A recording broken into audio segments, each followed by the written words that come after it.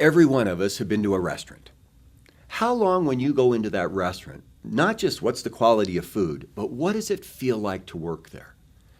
Any one of us who've walked into a hotel, a shop where you shop, a place where we work, will feel immediately what that work environment is about.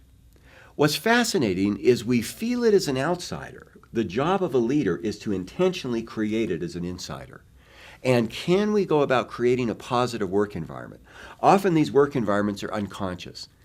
When I go visit my sister, I see the dirt in her house that she doesn't see. Don't say And when that. she comes to visit us, she sees the dirt in our house that you don't clean. Okay. And we have work environments. We have things that we do unconsciously. We have tried to dissect that and identify the attitudes and the premises that create those work environments. And we've come up with 10. It's not a magic answer, but let's go through them quickly. Do these apply to your office? Number 12 does. I see. Item number 1 is our admission of success. A positive work environment has a sense of humility, not arrogance. Arrogance is when we have the answers. Humility is when we ask the questions. And if you're it doesn't take long to discern if a leader is humble, seeking answers, or proposing solutions. Humility, number 1. Number 2, there is a set of implicit values of what's important to you. And the leader in a positive work environment is worried about how this work will affect you and how it will drive you.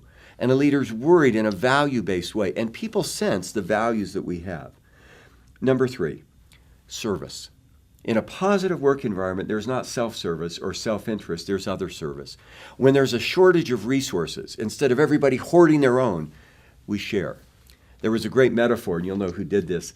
There was a picture of hell, and everybody had a wonderful dinner, and their arms were tied to a fork that was too long to feed themselves.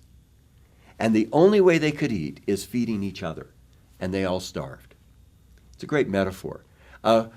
An abundant, a positive work environment has that sense of service, that sense of selfless. When there is food, we will help each other get it. There is also a sense of being, you know what? I'm going to confess, I am going to look with my glasses. So there's a sense of ideas, that we don't criticize ideas. We look for ideas in a helpful, hopeful way. We are in pursuit of newness and freshness in ways that we can work with each other. There's a sense of connection. There's a sense of caring about each other. And we build an environment where the connection occurs. In a fast food company, somebody said, step 1 of friendliness is I smile at you when you come in. Step 2 is you smile back. Step 3 is you smile at somebody else without me being in the way. And that's the work environment we want to create. The next one is we're hands-on. We know a high school principal named Belinda. She goes through 3 pairs of tennis shoes a year because she wanders around the school all day long, shaking the hands of every kid. When the 600 kids get off the bus, she stands at the door and shakes their hands and calls them by name. She's involved. They love her, and it shows. There is a sense also of empowering others, helping other people get better, and not taking success. There's a metaphor today called helicopter parents. My job as a parent is to take my child's success and define my identity. That's not good leadership. Good leadership makes the child's success their success.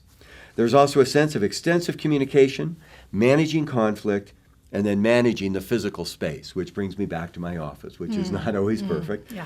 But the layout, the space, and how we deal with that. Again, you may not remember the 10 dimensions, but remember the sense. When I go into a company, I can tell if that company has a positive feel about it. And there are specific things we can do as leaders to make that happen.